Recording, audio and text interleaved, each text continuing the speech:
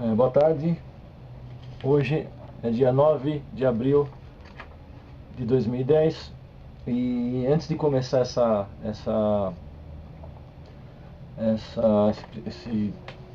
esse tema, né, sobre fusão, conectivização e emenda mecânica, eu quero prestar uma homenagem para um grande profissional, né, uma pessoa que realmente fez a diferença, né, enquanto esteve aqui com a gente na Terra aqui, né, que é o Jacó, da empresa Coopertec, um parceiro da Pantoja Engineering Consulting. Então, Jacó, onde você estiver, tamo juntos, hein? Sempre vamos estar juntos. Bom, vamos lá.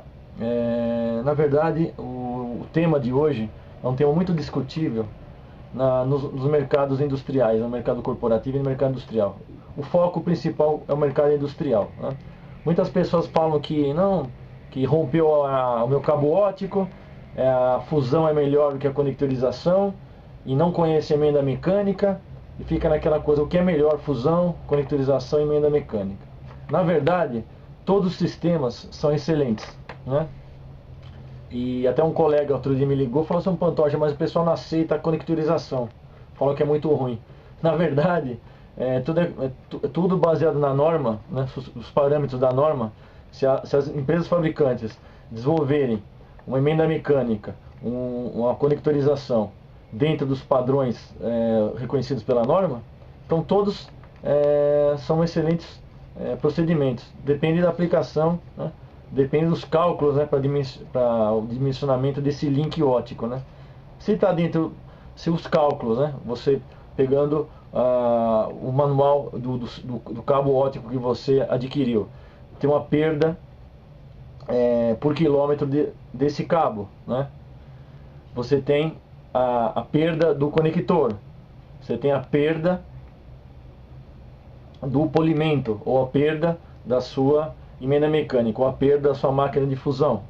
Você somando tudo isso ao longo do caminho, né, você vai determinar, né, se esses componentes, né, a sua máquina de fusão, o seu conector e o tipo de polimento, ele está dentro ou fora, né, do cálculo. E se estiver fora, você vai ter que refazer esse cálculo com uma outra máquina de fusão, ou um outro tipo de conector, ou um outro tipo de polimento, né? Mas todos são excelentes. Eu vou dar algumas orientações a respeito dos três métodos. Bom, uma coisa importante, antes de mais nada, uma coisa que as pessoas sempre esquecem, né? Depois que acontece o acidente, o pessoal vai lembrar, né?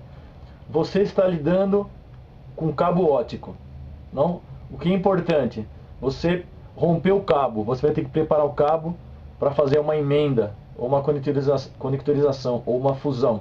Primeira coisa, use um óculos de segurança. Um óculos de segurança. Use, não como eu estou com uma roupa branca, use sempre uma roupa escura. Porque no momento que você está decapando a fibra, você vai cortar a fibra, né? A fibra nua, isso pode ir na roupa. E na roupa, às vezes você pode consumir, né? Você pode ingerir, né, aquele pedaço de fibra óptica, né? E você pode causar uma hemorragia interna. Outra coisa, na área que você vai fazer você vai lidar, né, com esse cabo óptico, como esse aqui, por exemplo, tem que ser uma área totalmente limpa, muito bem ventilada, né? Por quê? Exatamente por isso, que você não pode ingerir produtos que você vai estar usando na fibra, tipo um álcool isopropílico, para fazer essa limpeza nos procedimentos que você for fazer, de decapar, de fazer cortar a fibra 90 graus, chama-se clivagem, né? Então você sempre se preocupa com isso. Inclusive, eu sempre falo, cuidado com os olhos, sempre usar um óculos de segurança e roupa escura, né? E sempre um ambiente ventilado e extremamente limpo. Todos os procedimentos, fusão, conectorização e emenda mecânica, todos são excelentes, né? Só que fibra óptica é como um ambiente cirúrgico. Tem que ter uma extrema limpeza para que durante o procedimento, né, você tenha a mínima perda possível. Que você está falando em transmissão de luz, né? Então qualquer problema de polimento, problema problema de angularidade, né, entre o conector, tá? E o conector e um acoplamento entre o conector e o próprio conector, entre a fibra e outra fibra, outro lado que vai ser fundida por arco voltaico, por exemplo, uma fusão, você vai ter sempre que se preocupar com a limpeza. Bom, vamos falar um pouquinho. Então, eu fiz uma matéria essa semana sobre fusão, conectorização e emenda mecânica. Inclusive, acessando o site pantojaindustrial.com, na área artigos técnicos, o artigo técnico, o segundo artigo técnico, ele fala dessas três formas de você resolver o seu problema quando tiver um corte, né? Se tiver um problema de desconexão, né? Ou de rompimento, né? Que é o que acontece mais nas fábricas, rompimento num caminhão foi passar ali entrar na sua empresa, ele não calculou a altura, rompeu um cabo autossustentável. Ou o senhor José, que cuida de toda a jardinagem da empresa, foi retirar uma árvore que estava morta, e ele cavou e não viu o cabo óptico e acabou rompendo. Isso acontece diariamente nas grandes indústrias, né?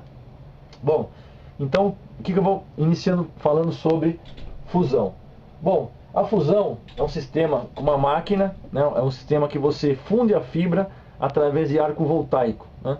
É um sistema que é o melhor, é uma perda, a perda de uma máquina excelente de fusão é uma perda de 0,02 dB, com desvio de 0,012 dB, né? Então a norma, ela recomenda de uma perda por fusão no máximo de 0,03 dB, né? E ela aceita, né? Aceita, no caso, nunca pode ultrapassar de 0,3 dB, tanto para fusão quanto para conectorização, quanto para emenda mecânica. Esse processo, o limite máximo por norma, a norma 568B3, é 0,3 dB, 0,3 dB para as três, né? E as máquinas de fusão tem de vários fabricantes, né? E a diferença das máquinas é exatamente a tecnologia. Você tem máquinas de fusão que você vai fazer o alinhamento pela casca da fibra, e tem outras que você vai fazer pelo núcleo. Eu recomendo sempre a fusão pelo núcleo, que ela é mais precisa, né?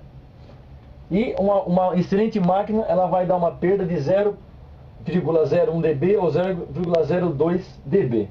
Normalmente a fusão você utiliza para longas distâncias, né?